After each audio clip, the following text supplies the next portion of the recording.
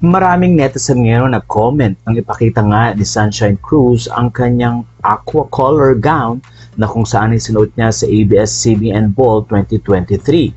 Ayon kay Sunshine Cruz, a slit you can't miss.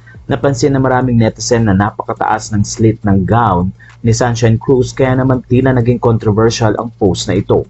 Ayon sa isang netizen, gusto raw niya si Sunshine Cruz pero hindi naman daw kailangan na ganoon kataas ang slit na tila kita na ang singit ni Sunshine Cruz. Ayon sa mga netizen, iba na talaga ang panahon ngayon. Ang nasabing gown ay custom na ginawa ng Daniel Manila Creature na kung saan nga ay maraming netizen ang tila napatanong. Ilan ding mga netizen na nagsabing hindi daw masyadong maganda ang gown dahil parang masyado daw dull ang color nito. Narito naman ang post ng Daniel Manila sa kanyang Instagram.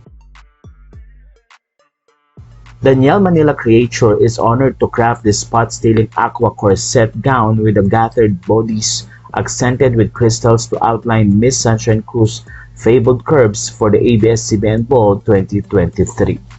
Maraming netizen din ang nagandahan sa nasabing gown pero ayon naman sa iba, wala naman daw special sa gown na ito. Yun nga lang daw, tila naging controversial ang napakahabang slit na abot nga sa singit ni Sunshine Cruz.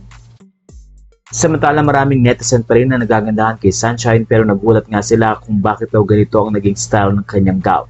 Marami namang netizen din ang sinabing at age 46 ay tila dalaga pa rin ito. Wala na pong masasabi nyo sa story nito.